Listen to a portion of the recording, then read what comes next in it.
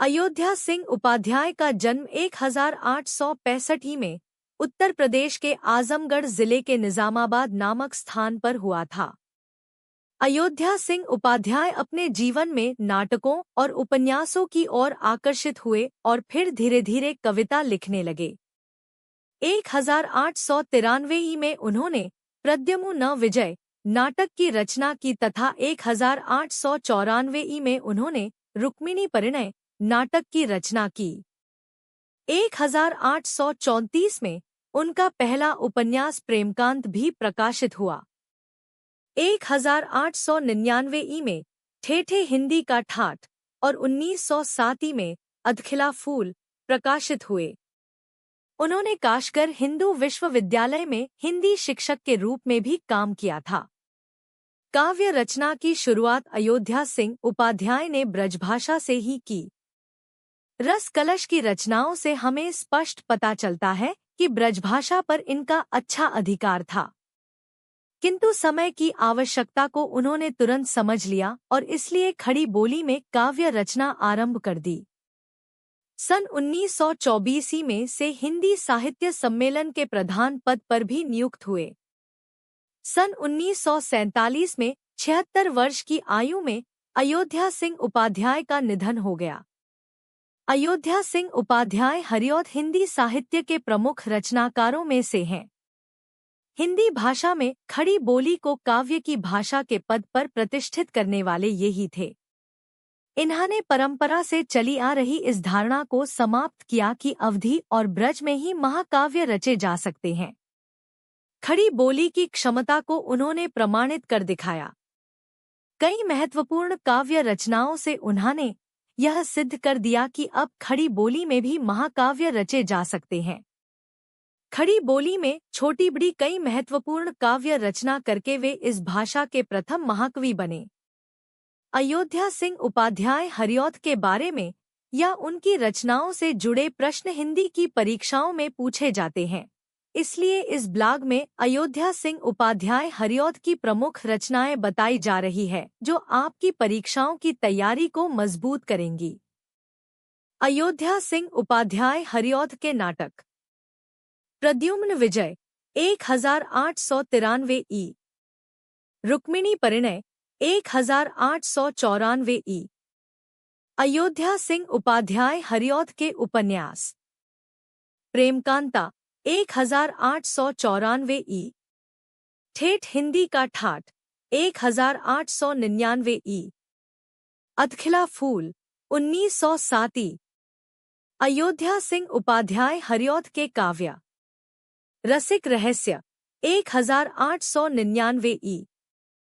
प्रेमाम्बुवारिधि 1900 ई। प्रेम प्रपंच 1900 ई। प्रेमाम्बु प्रश्रवण 1901 ई। प्रेमाम्बु प्रवाह 1909 ई। प्रेम पुष्पहार 1904 ई। उद्बोधन 1906 ई। काव्योपवन 1909 ई। प्रिय प्रवास 1914 ई। कर्मवीर 1916 ई। ऋतु मुखरू 1917 ई। पद्य प्रसून 1925 ई।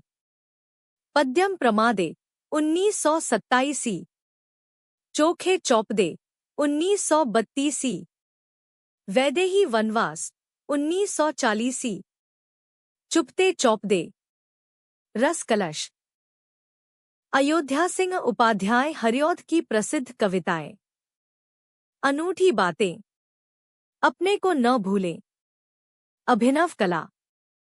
अभेद का भेद। अविनय। आती है। आदर्श। आरी नींद। आशालता।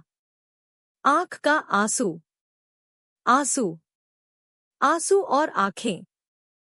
उद्बोधन। उद्बोधन एक। उल्टी समझ। उलहना। एक उकताया। एक काठ का टुकड़ा। एक तिनका। एक बूंद। एक विनय। क्या से क्या। क्या होगा। कमनीय कामनाएं। कर्मवीर। क्रांति। कवि कीर्ति।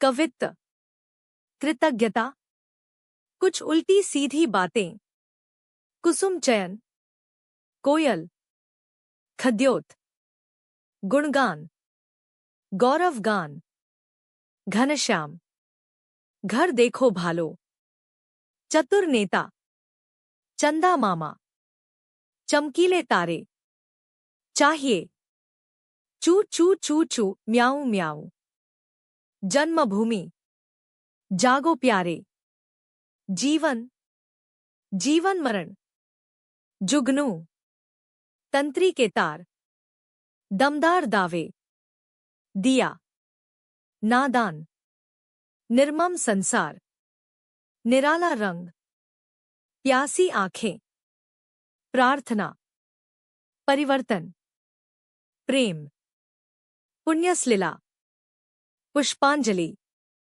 पूर्व गौरव, फूल, फूल और कांटा, बन कुसुम, बनलता, बंदर और मदारी, बादल, बांछा, भगवती भागीरथी, भाषा, भोर का उठना, मतवाली ममता, मनोव्यथा एक, मयंक, मर्मव्यथा, माता पिता, माधुरी, मांगलिक पद्य, मीठी बोली, मुरली की तान, ललनालाभ, ललित ललाम, लांतान, वक्तव्य, वसंत, विकच वदन, विद्यालय, विबोधन, विवशता, विषमता, स्वागत, समझ का फेर,